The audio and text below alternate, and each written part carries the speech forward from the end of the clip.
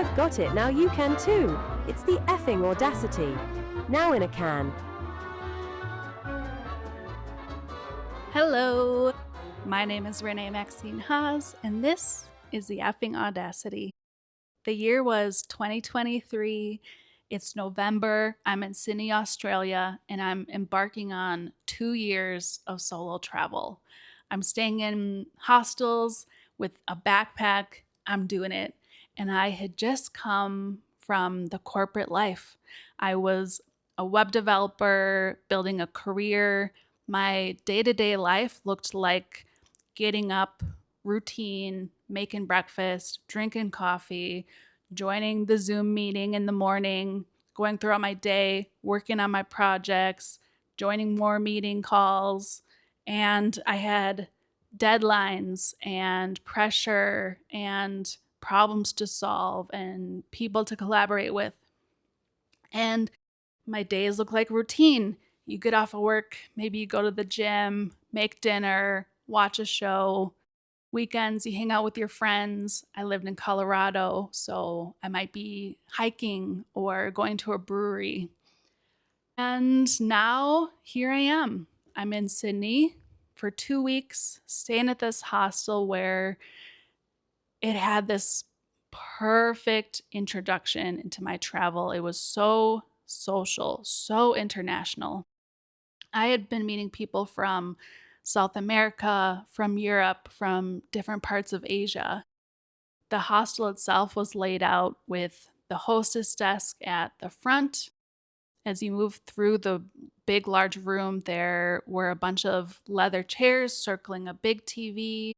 Behind that, a few rows of bench style seating, kitchen to the side. My daily routines went from what I just described to waking up without an alarm, getting ready for the day, making brunch, going out into the city to explore one, maybe two things, and spending way more time than the average traveler on that one thing.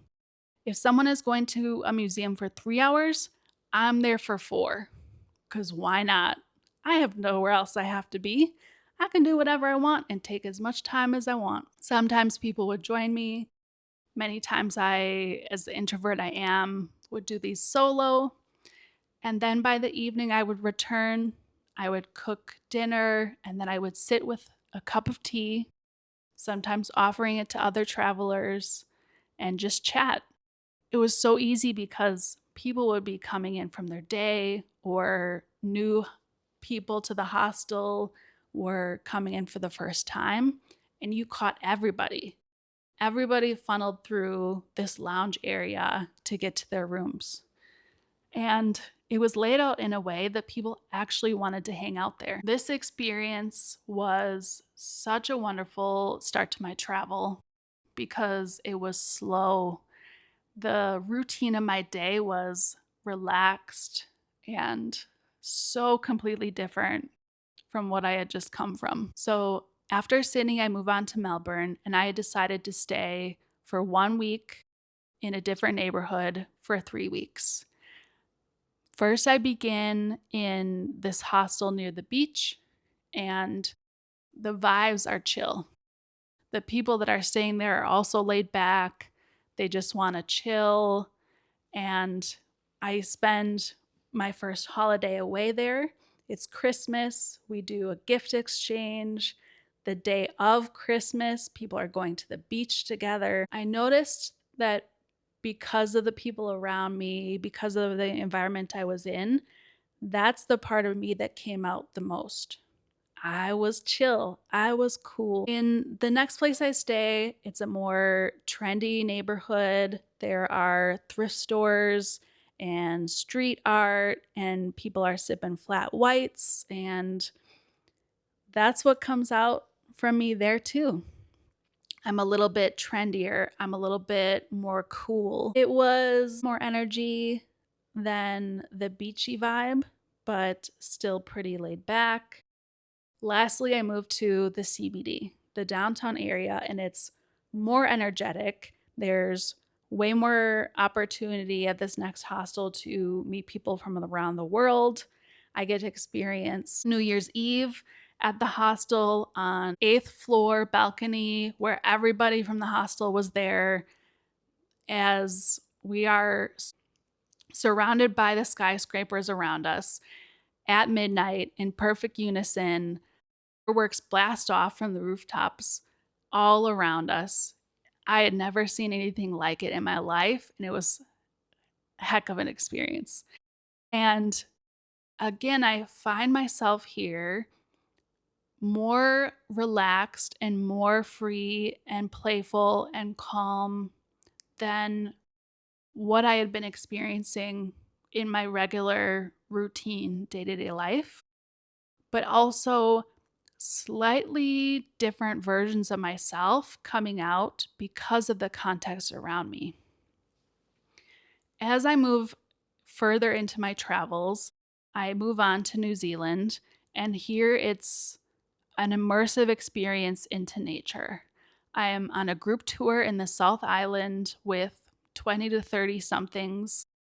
The vibe is energetic and adventurous. It's fun, social, but again, deeply resetting because I'm in nature every day, which for me is the ultimate reset. I am finding that the tensions that I had, this stress, this carried tension within my shoulders and my body down my back has evaporated. It's gone. The underlying anxieties of missing a deadline or a project going wrong or saying the wrong thing in front of a client, that's gone. That's not with me anymore. So I'm in this first couple months of travel, and things have been so easy, so fun, so relaxed. It's been such a reset to my system. I move further into my journey, and now I'm traveling throughout different countries in Asia. I'm usually spending 2 weeks in a country. And if anyone has traveled throughout Asia, you know that culturally, each one is so unique, from the language or the food or the pace or the noise or the calm of the streets. Everything is so different. And things get a little bit disorienting by this time because I'm changing locations and environment so extremely back to back to back. I am totally swept up in the excitement of it all. I'm loving it. I'm experiencing new things all the time. I am becoming incredibly adaptable and resilient. I'm slowly learning the things that make me feel comfortable and at home, and in all the ways that adapting and adjusting to local culture makes me also feel like me. It wasn't until 6 months later that I've left Asia and now I've slowed down again a little bit in Italy. My plan was 3 months throughout Europe. Maybe it was 4. I've very intentionally decided to slow the pace of my travel down in Italy, going through several cities instead of just one. They eventually lead me to the Dolomite Mountains. Here, I have this opportunity where I rent a chalet. I'm looking at the overview of the mountains and the little city. I'm hiking and I'm out of the hustle of frequent movement.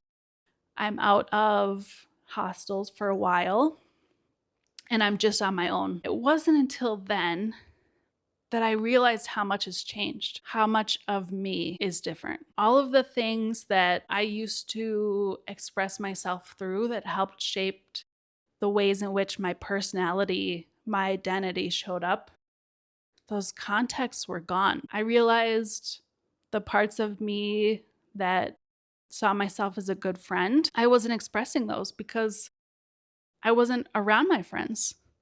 They were back in America living their lives, and I was halfway across the world doing my entirely own thing. I didn't get to see them on weekends or grab dinner.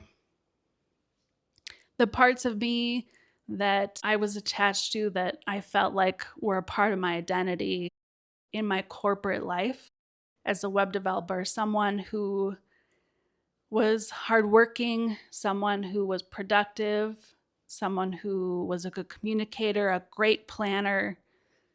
Those weren't a part of me. Those weren't a part of my day to day. Those weren't the things that I was thinking about. That's not how I was showing up in the world. And then there were all of these cultural contexts of being an American, of being a producer, of worrying about wealth and finance and doing rather than being. All of these things were changing. Many of these things were gone. Was I an American? Didn't feel like it. I hadn't been in America for a long time. In every environment, every culture that I was in, I was picking up and adapting to where I was. Like I described in Melbourne, depending on where it was, depending on the vibe of the place, different parts of me were showing up. I might be more social, or I might be less social. I might be more introverted. I might be more energetic. They were all parts of me, parts of my personality, but depending on where I was, different parts were showing up. And in the slowing down, I realized too that I was becoming a different version of myself that maybe didn't want the same things anymore. And I also didn't exactly know who I was becoming, but I could tell, I could sense, and I was finally slowed down enough to realize I was in a period of transformation. As I continued to move throughout Europe, the things that I was exploring the most were architecture, art, food, walking around the streets, being in nature, botanical gardens. Those were the things that I looked to in every city, in every country, that made me feel so alive. Like I was living out loud, intentionally, fully. When people travel, they go out and they seek the things that excite them the most. No two people's travel agendas are going to look the same. Some people want to be at the beach. Some people want to be hiking a mountain. Some people want to be going out at night dancing. These were the things that I wanted to do. The things that I wanted to do over and over again that I never got bored with. These are the parts of me that stayed, that never changed depending on the context that I was in. The parts that once you strip away all familiar context, once you strip away familiarity, the things that were always there. And it took even longer in my travel to realize that both of these were authentic.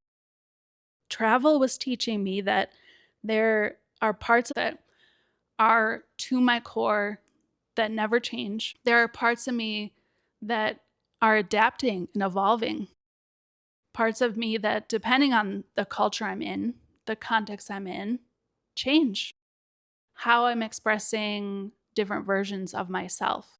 And that to evolve and change who we are, or to express ourselves differently in the now moment, are also part of our authentic self. There's these fixed parts, are these adapting parts, and both are true. And there are parts of us that are not our most authentic self. The versions of ourselves, when we strip away fears, stresses, anxieties, the things that we do to cope or survive in this world, the parts of me that didn't exist once those went away. Because of that, parts of me that felt more in alignment with my core values, those things got to shine through. Travel taught me so much about what authenticity really looks like, that it's changing, that it's fixed. When I was in high school, a friend of mine at the time said, "Gosh, you know just who you are." What a thing for one teenager to say to another. I think that she was right in some ways. I think she read me correctly. When we're at that age, we are experiencing something so much more similar to what I had been experiencing while traveling.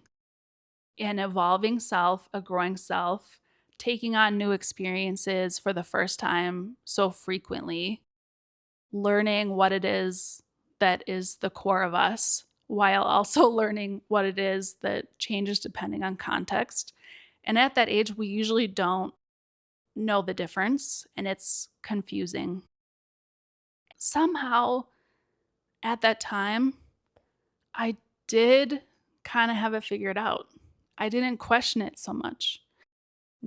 As I fast forwarded to that moment in time when I was traveling, I was in such a similar situation again, but I was relearning the things that I knew way back when I was a teenager, things that I had lost and forgotten, things that I was missing when I got absorbed into the routine of life, into work, and in so many ways, productivity culture of the United States. For some of this period of time, I was a little bit lost because I felt like I was becoming something new.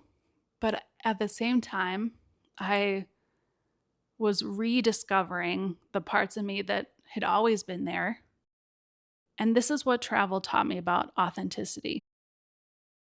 There are versions of ourselves that always stay. There are versions of ourselves that adapt depending on context and culture.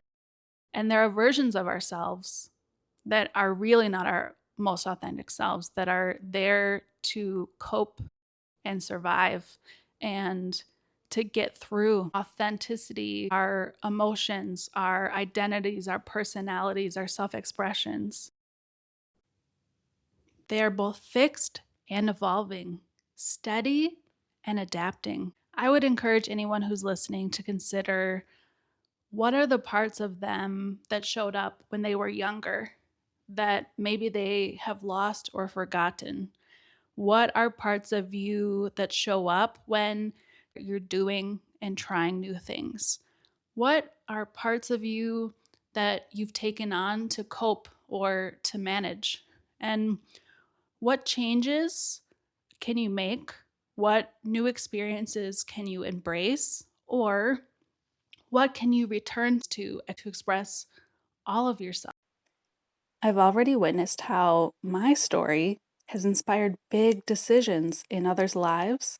And by sharing this podcast, you're helping these messages reach those who are on the cusp of their next soul driven journey. It's exciting to know that if you share this podcast, it will, without a doubt in my mind, lead to great joy in someone's life. Be a part of creating a ripple effect that inspires the world to have courage and live authentically.